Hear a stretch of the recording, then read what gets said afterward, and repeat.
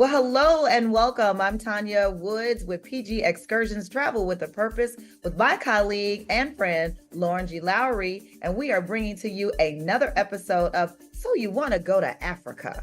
That is what our podcast series is named. It's all about people who are interested in traveling to Africa, living in Africa, visiting with their families, and all things Africa all times. So today we have our guest, Tuanni Price. And Lauren, why don't you introduce our guest? Audience, thank you so much for being here with us. We are so delighted to have Tuanni Price with us. We met Tuanni in Capetown, South Africa, and we became fast friends. We met each other, we did some business together. She was referred to us by an unbelievable winery in Capetown, which we'll talk about a little bit more. And then she did a little work for us, made a little money, and then we kicked it for the rest of the night in Capetown.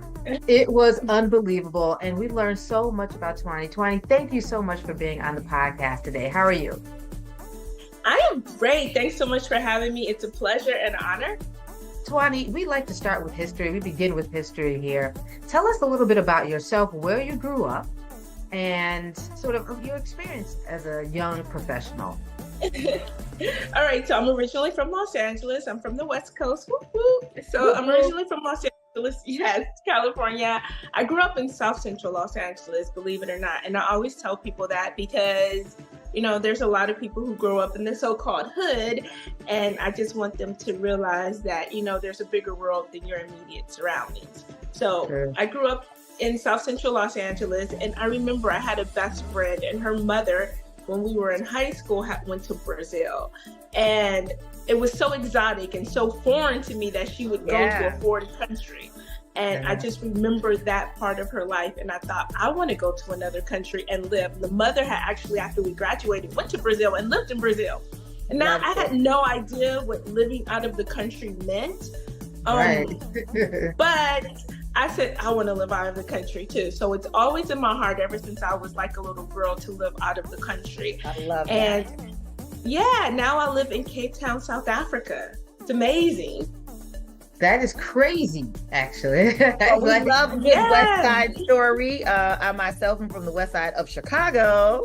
Lauren is from the South Side, also from the hood. So we get that whole like framing things about where folks are from. And especially for folks in the diaspora, you know, that point of reference is oh so important, you know, so we know where each other's coming from, right? So I appreciate you giving us that background. But, you know, I was kind of like you too. You know, I was like a book nerd.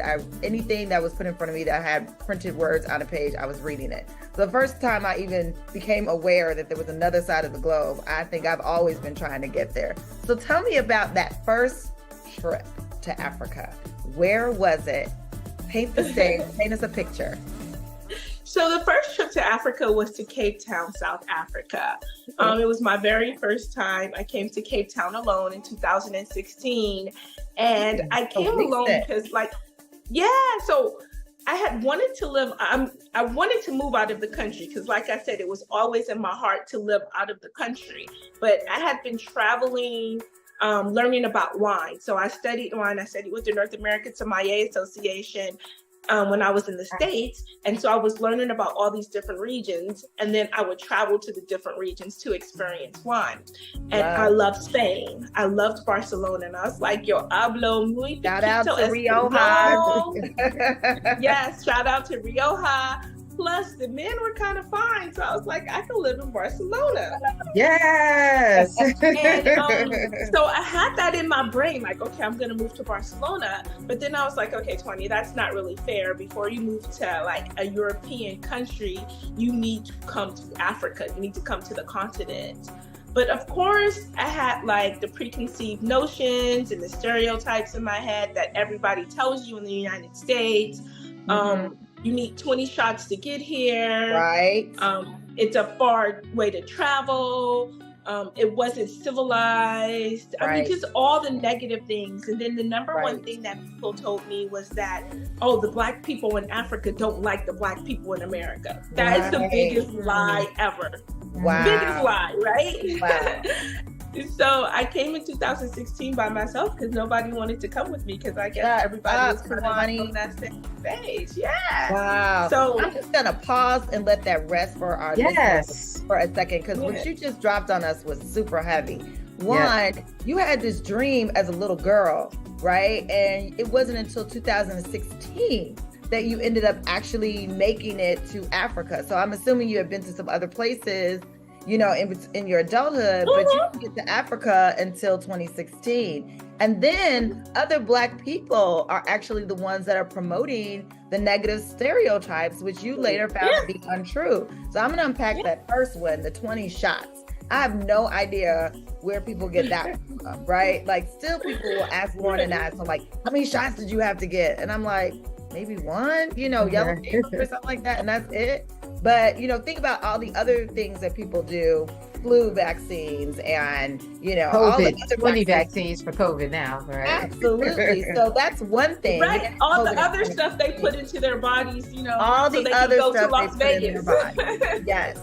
And then the second thing that you talked about was, you know, people saying that it wasn't civilized, right? You know, back to how we're brought up, what we read in our history books, the pictures that we see, and we take no initiative or interest in trying to go past what we were taught as kids. But we will jump on a plane to Hawaii in a minute, you know, into other places. We'll jump on a plane to, we'll go to Paris or London in a minute before we come to the African continent, where we have literally our cousins. You know, you see so many people who look like you or look just like a cousin that you have.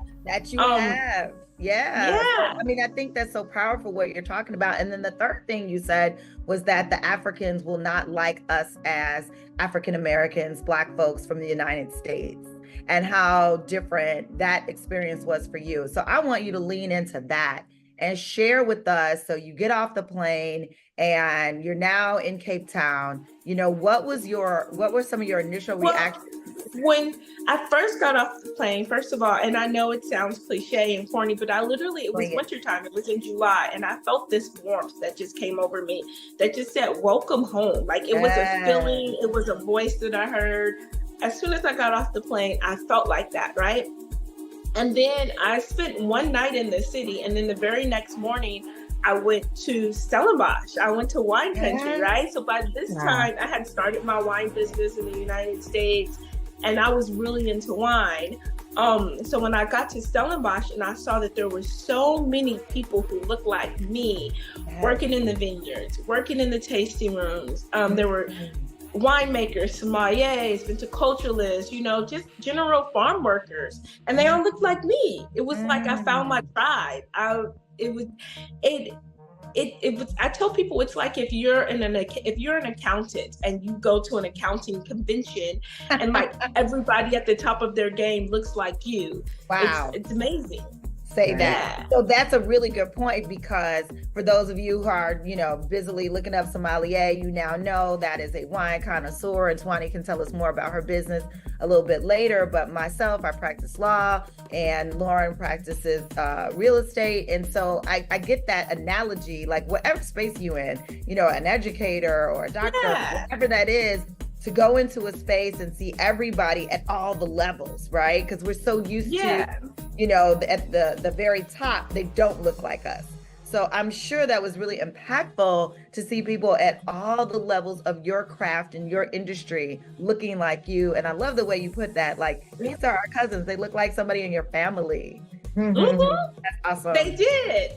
It literally touched my soul. Like, and I spent 2 weeks in Stellenbosch.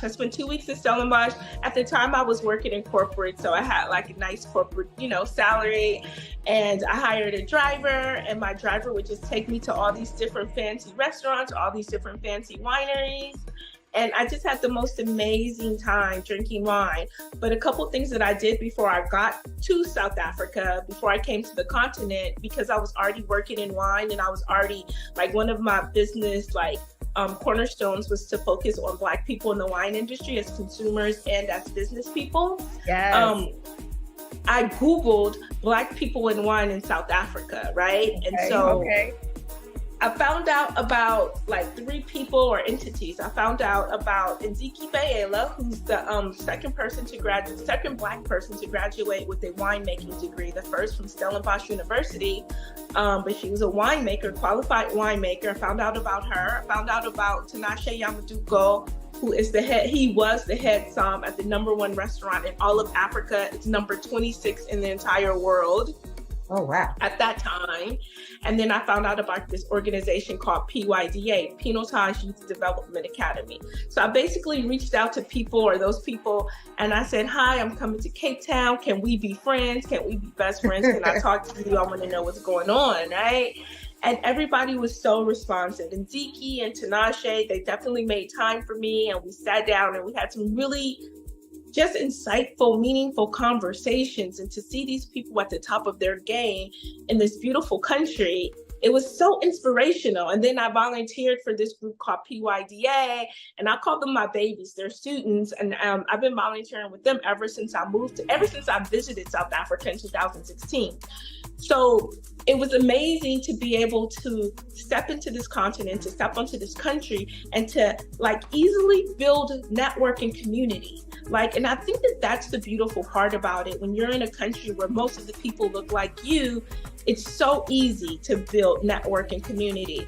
And they were so excited about me coming from America because, I mean, some of them even told me, we see Black Americans, we see their struggle, but we also see their growth. We see their excellence, and that's something that they aspire to. And so I was welcomed with open arms, and that was probably the most shocking thing to me after all the things that I had heard. And it was the most comforting thing to know that, you know what, I have community. I have people here who have my back, It was amazing. That is, really, that is amazing. I mean, basically you're saying you come into Cape Town, South Africa, and just do some cold calls, some cold emails, some cold DMs, and these people are receptive. They want to talk to you about their business. They want to expand, wine, sort of the business of wine with someone like yourself. So it wasn't like you're there by yourself, but you are creating a family, and you can create that family in a small amount of time. Yeah, but it also reminded me that, you know what? I'm not alone. There's so many people, like you will find people that look like us all over the world, right? And in general, we are loving and accepting of each other. And so people always say, oh, you moved to Cape Town all alone. And I'm like, yeah, I moved here by myself, but I'm not really alone. First of all, I have my ancestors. And then second of all, I have my cousins that are like just all around. So it just felt like, and ever since then, I've just been able to build network. I've been able to build community. I've been able to build my business here. And not only help myself, but also help people who are here on the continent who are trying to launch their business, to give them visibility and give them access to an American market. Yes. And we love everything about how thoughtful and intentional your journey was. Yet at the same time, you left room for organic and spontaneous growth and experiences, which is totally amazing. And so let's unpack a little bit. You told us about your business and how you started in LA and you're trying to, go around the world and explore, and you find yourself in Cape Town.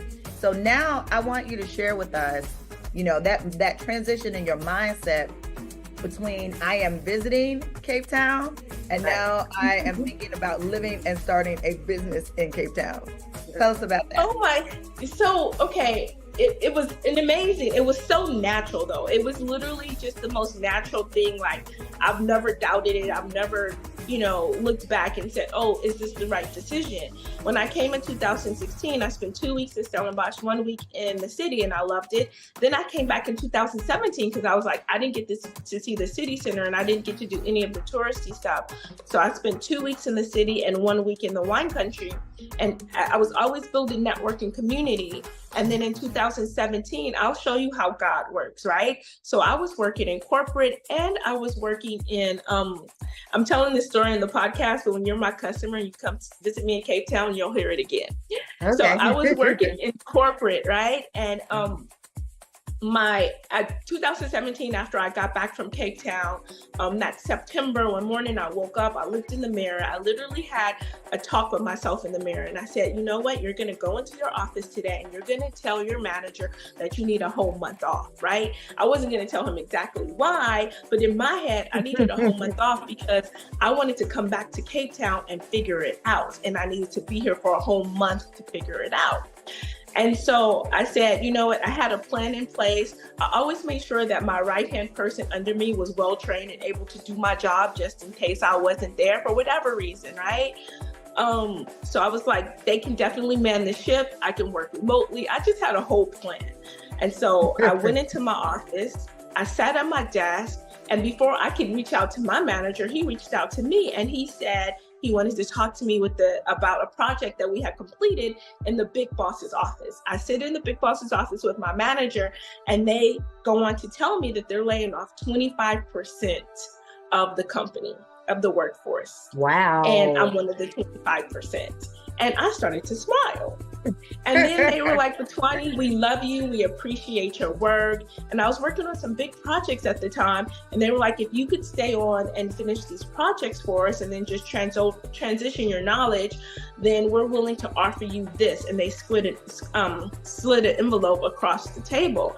And I looked at it, and it was a very nice servant's package. And I was like, yes. And so my last day in the office was going to be February 28th. That's what the servants package said. I went back to my desk. I booked a ticket for March the 3rd to Cape Town, South Africa. So March the 3rd, the following year of 2018. So I landed here on March the 3rd, 2018. I volunteered for harvest. So I worked harvest at a wine farm. And that was the first time that I was able to work a harvest, because usually I'm working and I can't really just take 6 weeks or 2 months off of work and work a harvest. So I volunteered, I worked harvest, I lived in the suburbs. I just loved Cape Town. I love the culture, I love the community, I love the people. And then I moved to the city.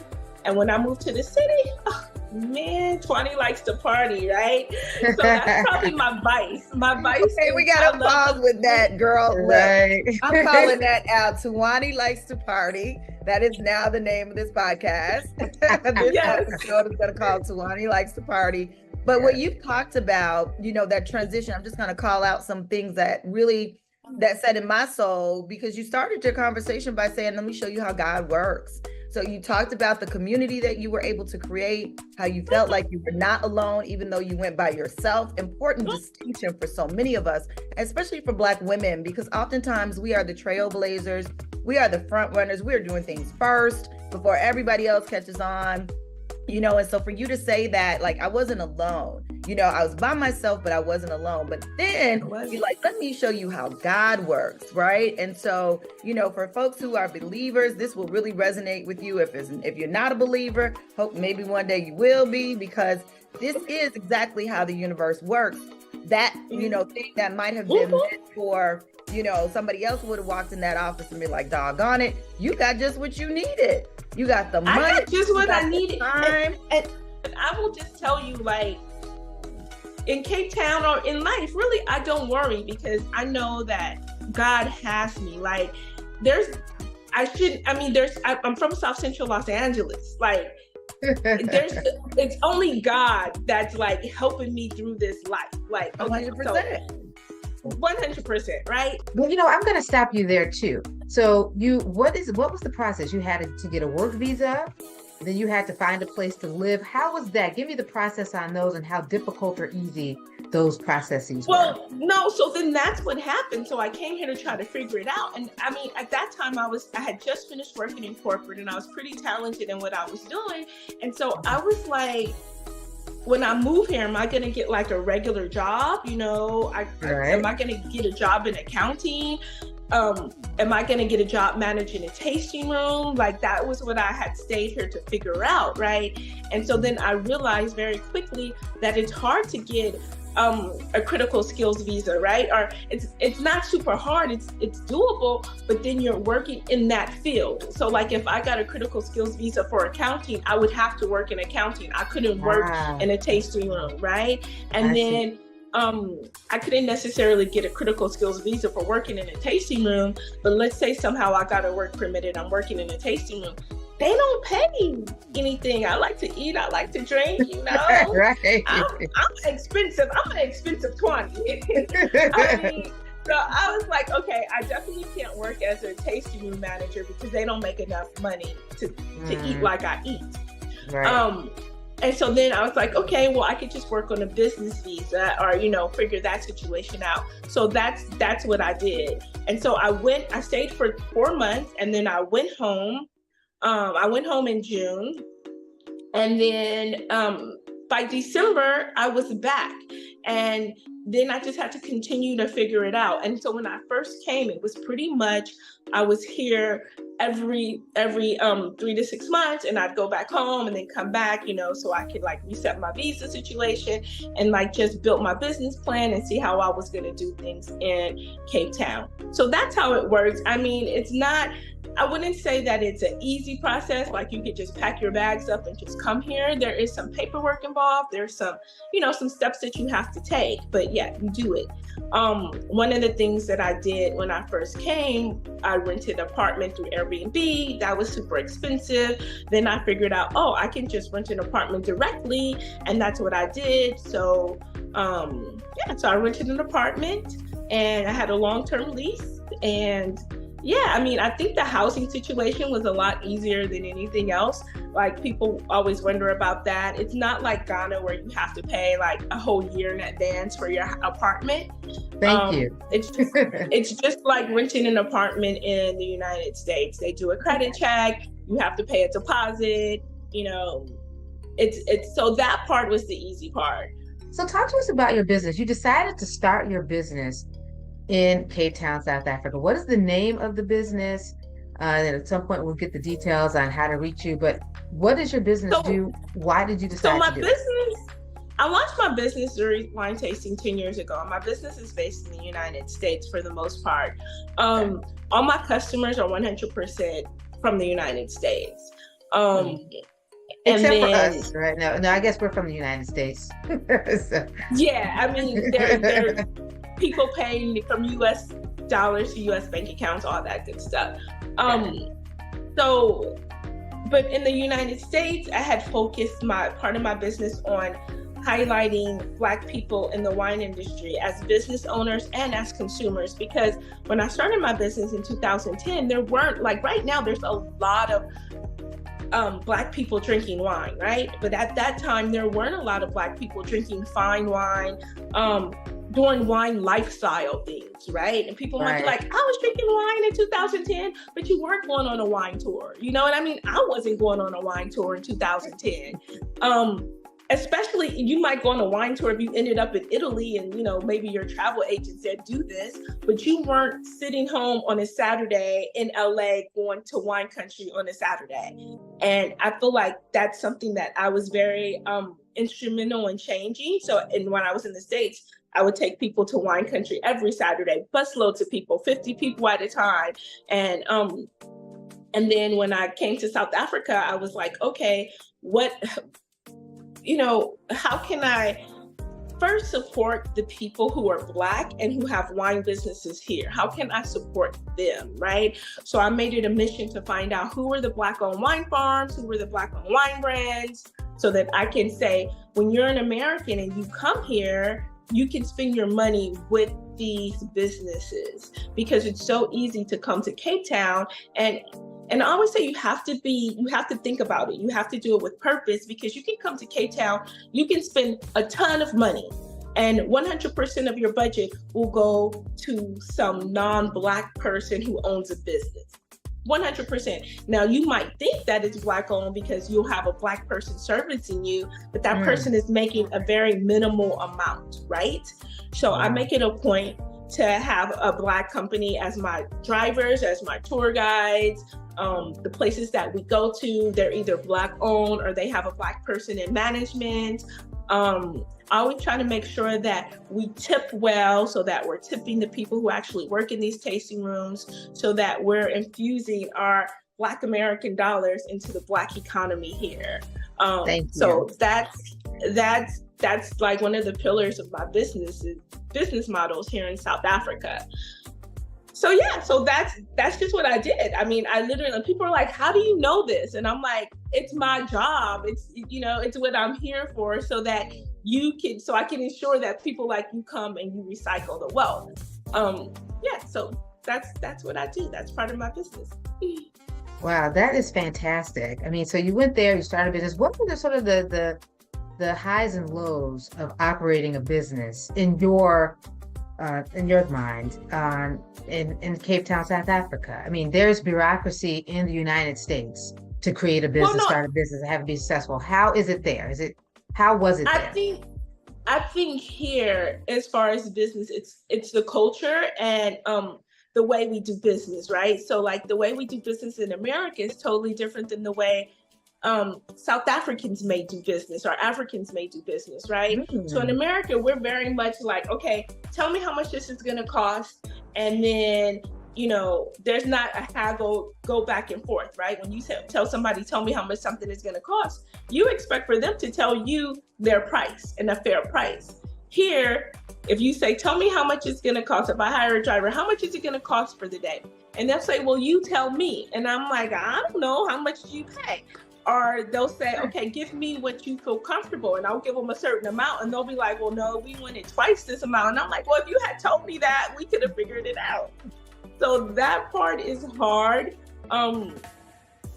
Sometimes business owners in Cape Town can be very chillaxed, very laid back. And, you know, Americans, when it comes to business, we're not. We're very much like fast paced, on time.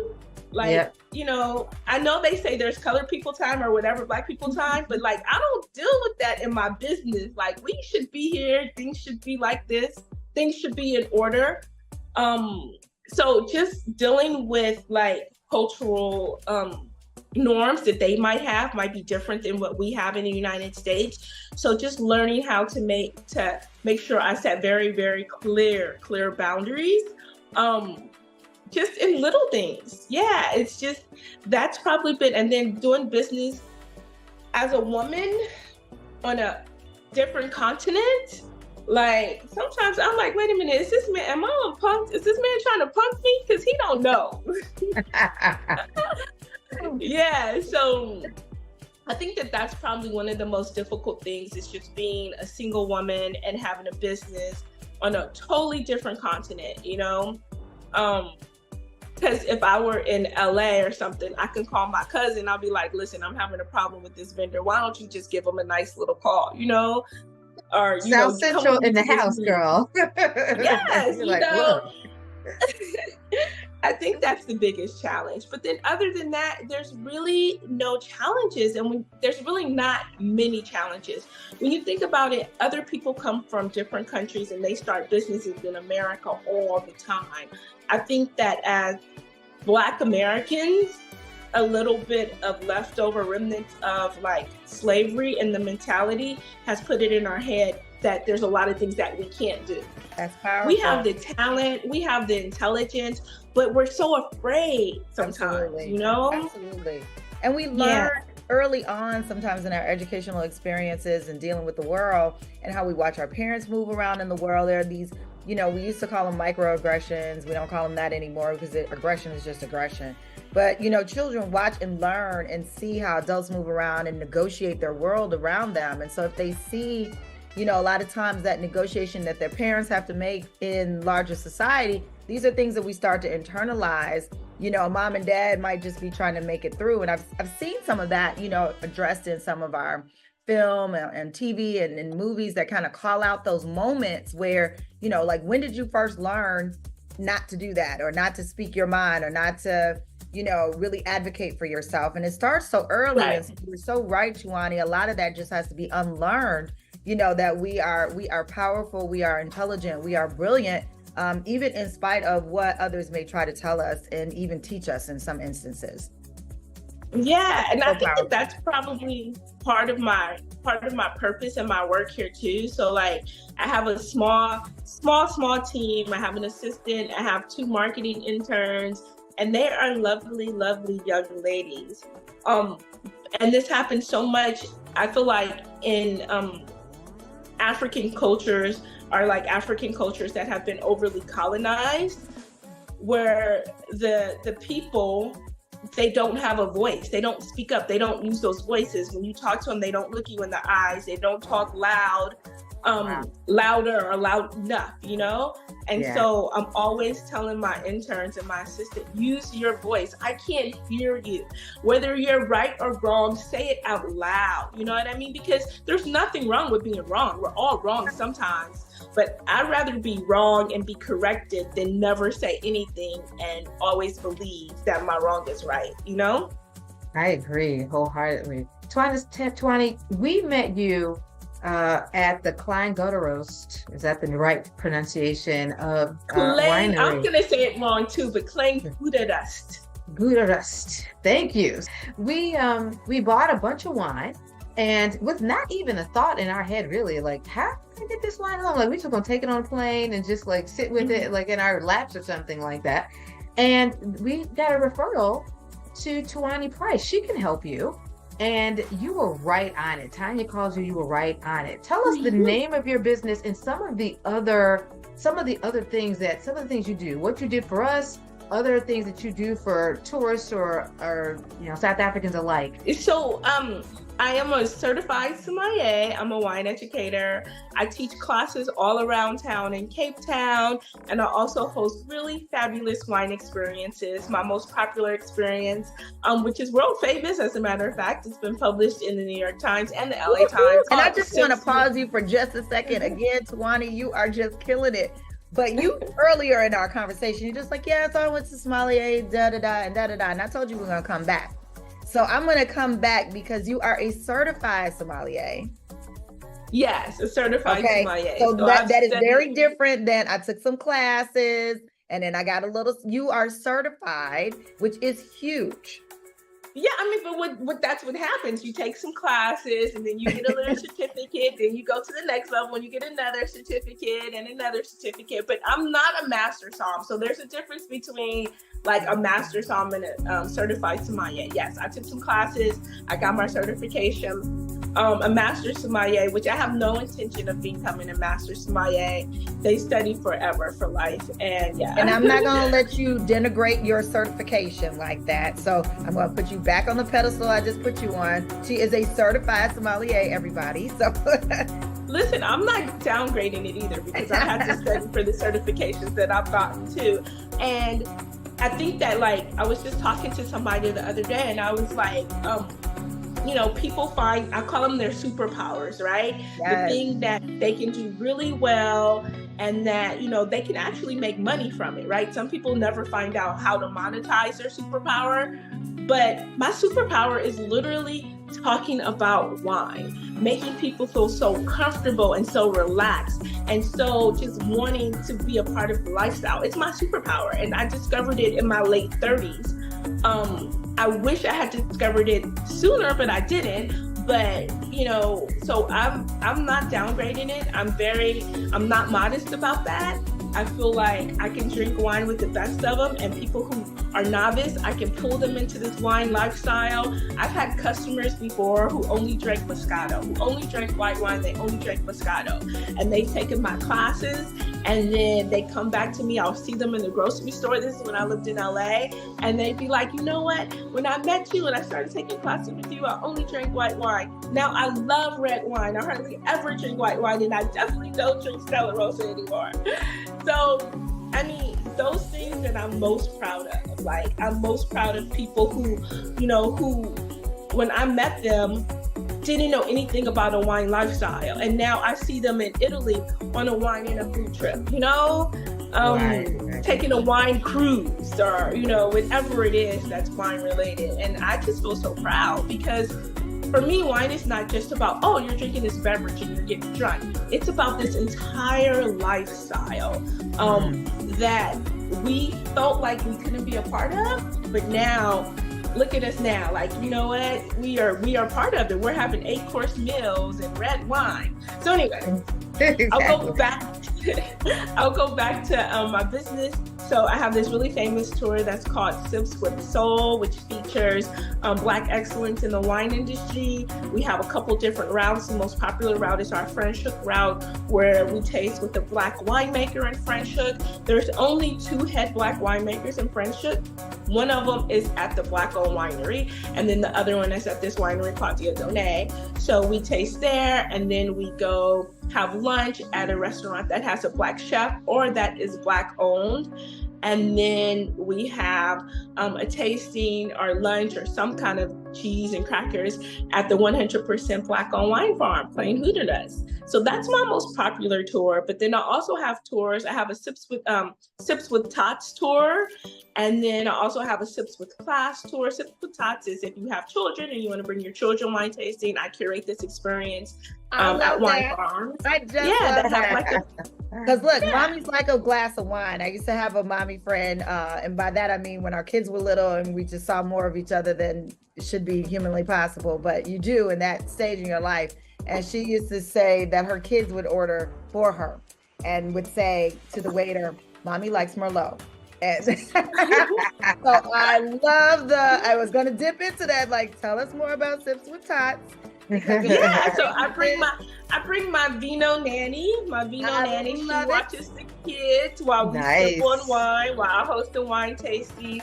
She's always with the kids. She's always just like a phone call away. So they might be outside at the petty zoo while we're inside at the tasting room. And so then it just has really good activities. The meals are always together with the kids and with the adults. So it's kind of like just normalizing wine, right? Because I think in our community, it's too taboo. And then kids 100%. Think, they rebel, right? But 100%. If kids grow up in this lifestyle, they'll have wine with their friends. They won't be getting drunk, wasted in college. Well, and you bring up a good point about the holdovers of colonialism, right? And a lot of that is in part due to so many of our, people were colonized, and they brought with them, the colonizers brought their form of religion, which vilified, so many things that were already normal for us. I just think about like smoking tobacco or ayahuasca and all sorts of other things that were natural for us or indigenous people in their own land, that the colonizers then turned into something totally not of us, so like, I love the way you talk about normalizing it, and teaching. I did the same thing for my children. I remember my son and I, our first wine experience was actually in Paris, and I'm not going to tell you how young or old, but it was legal in Paris, would be illegal in the United States. But it totally made it like, this is, something that you can do responsibly and not maybe in the way that, we tend to think of. And you know what? And wine, like in other communities, in European communities, wine is used for business meetings. It's used for celebrations. It's used as a tool to communicate and to celebrate, right? It's only in communities outside of those European white communities that wine or spirits are used as alcohol and abuse and this and that. So it's like we have to kind of change the way that we consume these wine and spirits. Because it's not healthy to consume wine and spirits. It's unhealthy when you use these things or when you and that goes for alcohol, drugs, or any of the others. So that's a whole topic we could definitely. But I appreciate it's a whole topic, right? You delving into that and welcoming it back. Yeah, so I have my Sips with Soul, Sips with Tots. I have a Sips with Class tour, which basically sits with class. Like, let's say you love champagne or sparkling wine made in the traditional method, right? And you come to Cape Town, you only want to taste sparkling wine. You only want to taste MCCs. That's what we call them here. So I take you to all the best MCC, not all the best, but I take you to 3 or 4 different sparkling wine producers, and that would be the focus. Or if you like Bordeaux, then we focus on that. Or if you said Pinotage, whatever it is, I would curate that wine experience for whatever your specialty is. And then the last one that I have, which I love, is Sips in the City. And I love this one because I'm Capetonian. Like, I mean, honestly, some people call me the mayor of Cape Town. Nice. And because I love it. That's because Tuanni likes to party. That's because Tuanni likes to party. And like, I just make it a point to like know things. I live right in the middle of the city center, which I love. But the Sips in the city, we go to all the different wine bars on my favorite street, Bree, and we have wine, we have snacks, and it's just such a vibe. And you get to see the city from my perspective, which I think is pretty unique for an American living in a foreign country. It's unique, but then it's also like, you're like, man, I feel like I'm in LA, or I feel like I'm in Chicago. Yes. Because we just do the things. So those are the 4 tours that I have. And then some of the ancillary things that I do is I also pack wine for people. You don't do anything else but this. You get Tuanni to pack your wine for you. Tell us about that, Tuanni. Yeah, so I have a flat fee, and I bring the suitcase, I bring all of the packing materials, I bring my sippy socks, and they're really cool because people be like, oh, I'll just go get the bubble wrap things, the pre-made ones that you buy, and those are great, right? And you can reuse those, but first of all, they take up so much room in your suitcase. But my sippy socks, you can reuse them and wear them as socks. You can reuse them and gift them to people so they can take their wine wherever they're going to go. And they just pack the wine really safe. They don't take up as much room. So I pack wine for people. I think I did the calculation the other day, but I think it was like 1,200 bottles. Wow. Yes. And let me just tell you about those sippy socks, boys and girls. And thank you for that gift idea, because that's exactly how I have been taking my wine as a hostess gift in the sippy socks. And it looks festive and exciting. And exactly. Not like the bags that everybody else is bringing. So if you want a nice hostess gift, when you come back with your sippy socks from Capetown, you can use them for a hostess gift. So I love it. And I'm all about recycling, upcycling, reusing. It keeps that money flowing in our economy. That is so awesome. And so the sippy socks, and so that's what I do. I pack wine, and then I also teach online classes. And I designed this. It's out of stock right now. I'm actually waiting I was hoping they would come in for the holidays, but I designed this tasting kit. It's called Discover the Wine That You Love. Okay. And basically it's a tasting kit that shows you how to go through the steps for tasting wine so that you can identify the flavors, the aromas, and then the texture in wine. What another great gift idea too. I mean, believe it or not, we have talked about so much with our friend Tuanni Price, Lauren Lowery. This has been an action-packed episode. Oh my goodness. I feel like we have to have you back on again. But believe it or not, we are out of time. We have explored so many wonderful things about your background, about your entrepreneurship, your love for Africa, how the universe has conspired for your success and for your prosperity. And you have given us a full rundown about your business so that people who are looking at going to Africa for the first time, maybe they will consider Capetown, as well as consider these amazing tours that you put on and all the other wonderful products that you have and services in your enterprise. So thank you so much, Tuanni. Lauren? Thank you so much, Tuanni. Tell us how we can find you. Do you have a website, or where do people go to find your business? I do have a website. It's Zuri Wine Tasting. That's Zet, like if you were in South Africa, ZURIWINE, ZuriWine.com. I also have an Instagram page. You can look Zuri Wine Tasting. You can look me up. Google Tuanni Price. I hate to be so obnoxious and be like, just Google Tuanni Price. But if you just Google Tuanni Price, you will find all kind of information about me, and you can contact me. You can contact me via email, WhatsApp.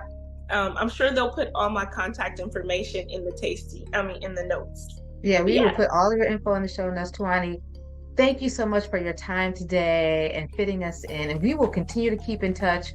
And we just love you so much. Thank you again, Tuanni. Have a wonderful, wonderful day. You're welcome. Thanks. Great talking to you guys. Thank you, Zuri. Thank you so much, Tuanni. Bye-bye.